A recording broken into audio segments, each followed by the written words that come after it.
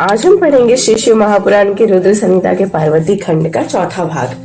बाकी सारे भाग हमारे चैनल के प्लेलिस्ट में है, आप वहां जाकर सुन सकते हैं। तो शुरू करते हैं।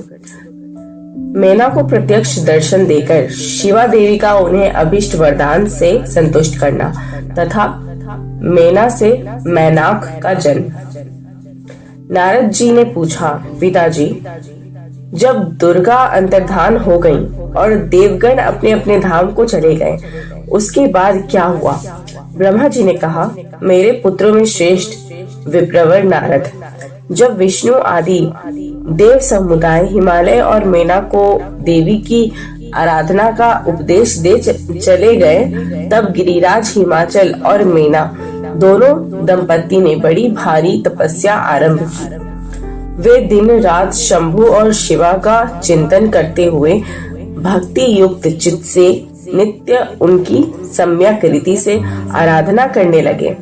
हिमवान की पत्नी मैना बड़ी प्रसन्नता से शिव सहित शिवा देवी की पूजा करने लगी। वे उन्हीं के संतोष के लिए सदा ब्राह्मणों को दान देती रहती थी।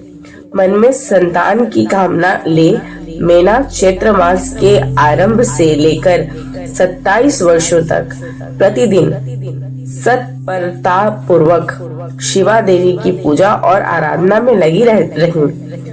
वे अष्टमी को उपवास करके नवमी को लड्डू, बलि सामग्री, पीठी, खीर और गंध पुष्प आदि देवी को भेंट करती थीं। गंगा के किनारे औषधि प्रस्थ में उमा की मिट्टी की मूर्ति बनाकर नाना प्रकार की वस्तुएं समर्पित करके उसकी पूजा करती थी। मैना देवी कभी निराहार रहती, कभी व्रत तक के नियमों का पालन करती, कभी जल पीकर रहती और कभी हवा पीकर ही रह जाती थी। विशुद्ध तेज से दमकती हुई दीप्तिमती मैना ने प्रेम पूर्वक शिवा में चित लगाए 27 वर्षों व्यतीत कर दिए। 27 वर्ष पूरे होने पर जगन्मयी शंकर कामिनी जगदम्बा उमा अत्यंत प्रसन्न हुई। मैना की उत्तम भक्ति से संतुष्ट हो वे परमेश्वरी देवी उन पर अनुग्रह करने के लिए उनके सामने प्रकट हुई। तेजो मंडल के बीच में विराजमान तथा दिव्य अवयवों से युक्त उमा देवी प्रत्यक्ष दर्शन दे मैना से हंसती हुई बोली। देवी ने कहा, गिरिराज हिमालय की रानी महासाध्वी मैना, मैं तुम्हारी तपस्या से बहुत प्रसन्न हूँ। तुम्हारे मन में जो अभिलाषा हो उसे कहो। मैना, तुमने तपस्या, व्रत और समाधि के द्वारा जिस जिस वस्तु के लिए प्रार्थना की है वे सब मैं तुम्हें दूंगी। तब मैना ने प्रत्यक्ष प्रकट हुई कालिका देवी को देखकर प्रणाम किया और इस प्रकार कहा। मैना बोली, देवी, इस समय मुझे आपके रूप का प्रत्यक्ष दर्शन हुआ है, अतः मैं आपकी स्तुति करना चाहती हूँ। कालिके, इसके लिए आप प्रसन्न हो। ब्रह्मा जी कहते हैं, नारद, मैना के ऐसा कहने पर सर्वमोहिनी कालिका देवी ने मन में अत्यंत प्रसन्न हो अपनी दोनों बाहों से खींचकर मैना को हृदय से लगा लिया। इससे उन्हें तत्काल महाज्ञान की प्राप्ति हो गई। फिर तो मैना देवी प्रिय वचनों द्वारा भक्ति भाव से अपने सामने खड़ी हुई कालिका की स्तुति करने लगी। मैना बोली, जो महामाया जगत को धारण करने वाली चंडिका, लोक धारिणी तथा संपूर्ण मनोवांछित पदार्थों को देने वाली है, उन महादेवी को मैं प्रणाम करती हूँ।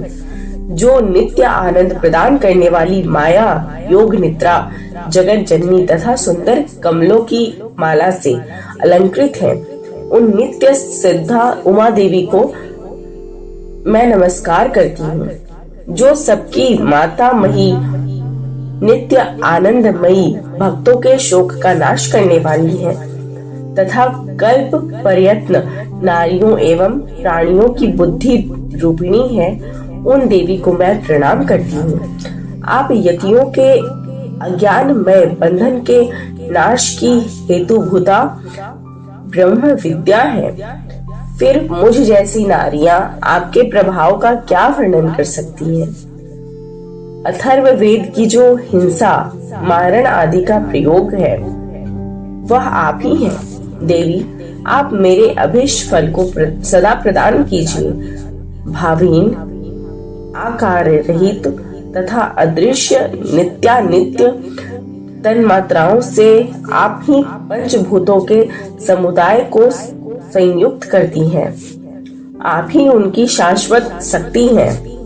आपका स्वरूप नित्य है। आप समय समय पर योग युक्त एवं समर्थ नारी के रूप में प्रकट होती हैं। आप ही जगत की योनि और आधार शक्ति हैं। आप ही प्राकृत तत्वों से परे नित्या प्राकृति कही गई हैं, जिसके द्वारा ब्रह्म के स्वरूप को वश में किया जाना जाता है, वह नित्या विद्या आप ही हैं। माता, आज मुझ पर प्रसन्न होइए। आप ही अग्नि के भीतर व्याप्त उग्र दाहिका शक्ति हैं। आप ही सूर्य किरणों में स्थित प्रकाशिका शक्ति हैं। चंद्रमा में जो आवाहलिका शक्ति है, वह भी आप ही है। ऐसी आप चंडी देवी में स्तवन और वंदन करती हूँ। आप स्त्रियों को बहुत प्रिय हैं। ऊर्ध्व वेतेरा ब्रह्मचारियों की ध्येयभूता नित्या ब्रह्म शक्ति भी आप ही हैं। संपूर्ण जगत की वांछा और श्री हरि की माया भी आप ही हैं। जो देवी इच्छानुसार रूप धारण करके सृष्टि पालन और संहारमयी हो उन कार्यों का संपादन करती हैं, तथा ब्रह्मा विष्णु एवं रुद्र के शरीर की भी हेतुभूता है, वे आप ही हैं। देवी, आज आप मुझ पर प्रसन्न हो। आपको पुनः मेरा नमस्कार है। ब्रह्मा जी कहते हैं, नारद, मेना के इस प्रकार स्तुति करने पर दुर्गा कालिका ने पुनः उन मेना देवी से कहा, तुम अपना मनोवांछित वर मांग लो। हिमाचल प्रिय, तुम मुझे प्राणों के समान प्यारी हो। तुम्हारी जो इच्छा हो वह मांगो, उसे मैं निश्चय ही दे दूंगी। तुम्हारे लिए मुझे कुछ भी अदेय नहीं है।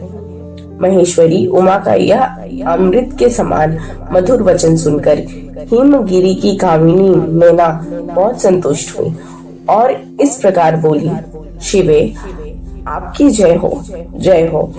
उत्कृष्ट ज्ञान वाली महेश्वरी जगदम्बिके, यदि मैं वर पाने योग्य हूँ तो फिर आपसे श्रेष्ठ वर मांगती हूँ। जगदम्बे, पहले तो मुझे 100 पुत्र हो, उन सब की बड़ी आयु हो, वे बल पराक्रम से युक्त तथा रिद्धि सिद्धि से संपन्न हो।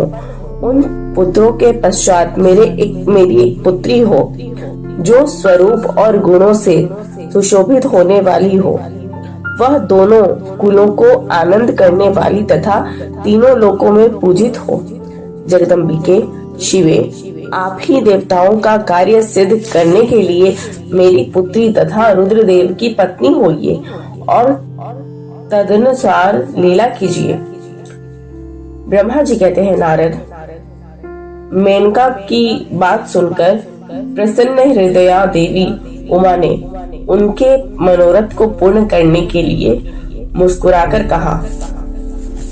देवी बोली, पहले तुम्हें 100 बलवान पुत्र प्राप्त होंगे, उनमें भी एक सबसे अधिक बलवान और प्रधान होगा, जो सबसे पहले उत्पन्न होगा। तुम्हारी भक्ति से संतुष्ट हो मैं स्वयं तुम्हारे यहाँ पुत्री के रूप में अवतीर्ण होंगी और समस्त देवताओं से सेवित हो उनका कार्य सिद्ध करूंगी। ऐसा कहकर जगतदात्री परमेश्वरी कालिका शिवा मेना के देखते देखते वहीं अदृश्य हो गई। तात महेश्वरी से अभिष्ट वर पाकर मेना को भी अपार हर्ष हुआ। उनका तपस्या जनित सारा क्लेश नष्ट हो गया। मुने, फिर काल क्रम से मैना के गर्भ रहा और वह प्रतिदिन बढ़ने लगा। समयानुसार उसने एक उत्तम पुत्र को उत्पन्न किया जिसका नाम मैनाक था। उसने समुद्र के साथ उत्तम मैत्री बांधी। वह अद्भुत पर्वत नाग वधुओं से के उपभोग का स्थल बना हुआ है। उसके समस्त अंग श्रेष्ठ है।